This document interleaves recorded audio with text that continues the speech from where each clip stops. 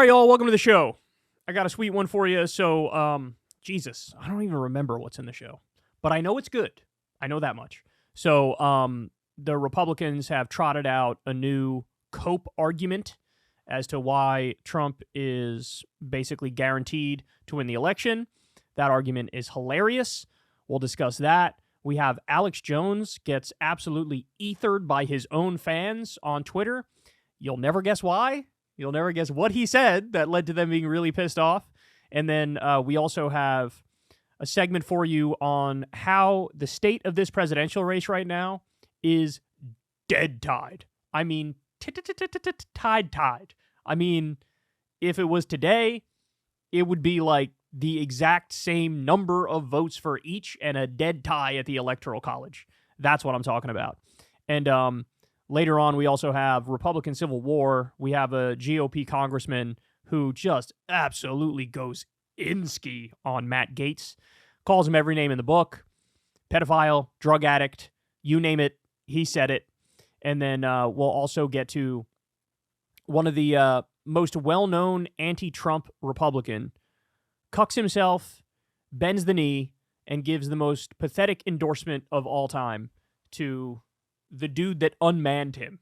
So I will have some choice words for that segment as well. Everybody do me a big favor. Please subscribe to the channel. It helps out big time in the algorithm. It costs you absolutely nothing. We're trying to get to 10 million subs so that we can add to this lovely plaque collection that I have behind me. I'll find a place. I know there's nowhere for it to like fit at this very moment, but we'll find a place. We'll put it somewhere so we could show it off, but you got to help me get there first. All right, let's go ahead and dive into it here. So there's this new argument that I've seen floating around quite a bit these days, and it goes something like this. If Donald Trump ends up behind bars, that is actually, low-key, the best thing for him because then he's guaranteed to win the election. Okay, so let's start with Pam Bondi here. She's on Fox News, and she makes this argument. And that's what's so frightening for our country. Do I want to see him in jail? Absolutely not. I wouldn't put it past this judge, though. And President Trump should be allowed to be out on the campaign trail every single day. This trial shouldn't even be going until after the election. Let me ask you. They try to put the former president in jail, 100 and some odd days before an election. You really believe that's going to happen? What do you think the country's reaction to that is? I think he'll win by even a bigger landslide than he's going to win by already. All right, so there's one example. Now we also have Jesse Waters on Fox News parroting pretty much the exact same argument, but you're going to see he contradicts himself here. Let's dive in. Brilliant move by Democrats. You're indicting this guy so many times, and then he can't talk about how unfair it is? No. A gag order was placed on Trump because he kept putting court staffers and witnesses and people involved in the trial, he kept putting them on blast and putting them in danger as a result of that to the point where they're getting death threats. That's why he was gagged. He was not gagged because, oh my God, he's making this political and he's campaigning and we don't want him to make it political or campaign. He was gagged because of violent threats. Because the way he talks about these people, he knows what he's doing. He knows what he's doing. He knows it's putting them in danger, and he's doing that. That's why. So don't be a little dishonest weasel prick, okay? You know why he was gagged. Stop pretending like you don't, and stop pretending like it's just all about the election. It has nothing to do with the election. He says you're rigging the election, and then he gets thrown in jail for saying you're rigging this election. This is probably the best campaign strategy the Democrats have ever come up with. I don't know if it's going to work. I don't think it's working. Stephen A. is right.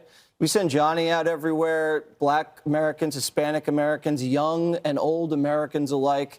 They've had it with Biden. Never met a Biden fan in my life through Johnny, and except my mother. And so this could be a landslide that nobody sees coming because of how unfair this is. All right, so notice the giant contradiction. Oh, by the Democrats gagging Trump, making it so we can't talk about it. That's a brilliant campaign strategy from the Democrats. But then cut to 12 seconds later, he's like, and that's why this is going to be a landslide for Trump that nobody sees coming. Wait, if it's a brilliant strategy by the Democrats, that means you're saying this is going to help the Democrats and hurt Trump, and then you seamlessly transition to, this is going to mean Trump wins in a landslide.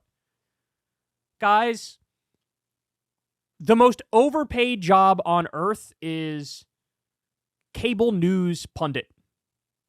Like, the guy has no fucking idea what he's talking about. He contradicts himself in the same sentence, and he gets paid $1 gazillion. This is the same guy who was just on the PBD podcast complaining about how fast food workers make too much money. Says the guy who sits in an air-conditioned studio and gives his opinions all day and gets paid probably tens of millions of dollars to do exactly that. Are you kidding me? So which is it? Which is it, Jesse Waters? Which is it? Is it that there's a brilliant strategy from the Democrats and it's working? Or is it it's actually not going to work at all and it's going to backfire and Trump's going to win in a landslide?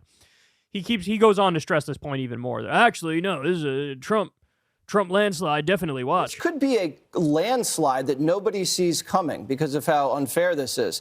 I would make them put me in jail. I would have a tweet about something maybe perhaps I said on the 5 or Jesse Waters primetime, and I would force them to throw me in jail if I were Donald Trump. The mugshot backfired. The indictments have been backfired. Being a martyr in jail for maybe, a day, 24 hours, I think that would be good. He can't go to jail. He can't go to jail? Yeah, so he's saying if Trump gets locked up, that is absolutely good for his campaign. And he says the mugshot backfired, the indictments backfired. Here's the thing. There is no doubt that in the Republican primary, all of these legal troubles helped him out.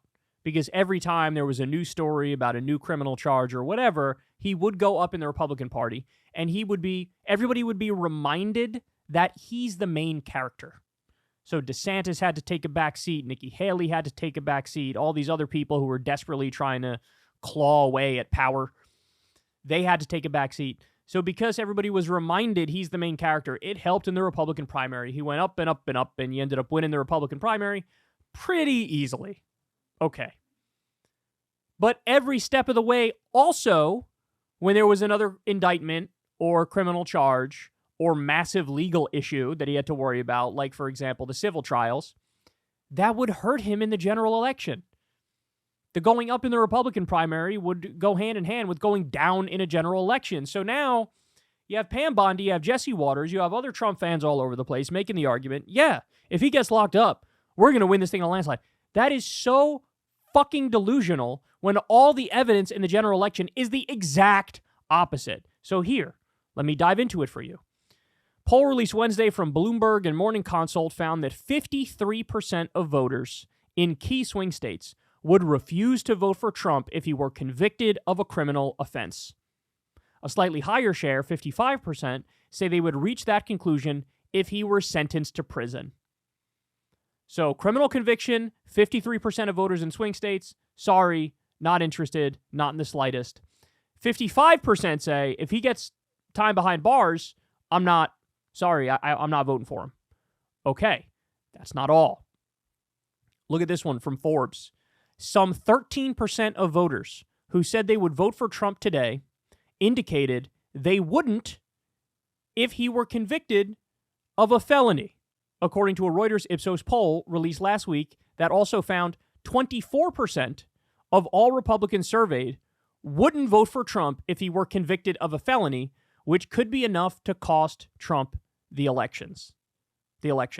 So, in other words, look, 13% who were going to vote for him said, I will not vote for him if he's convicted of a felony.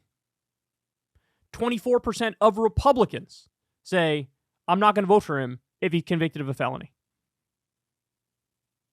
So, look, this is the evidence that is in the exact opposite direction. I don't know how they can come to this conclusion.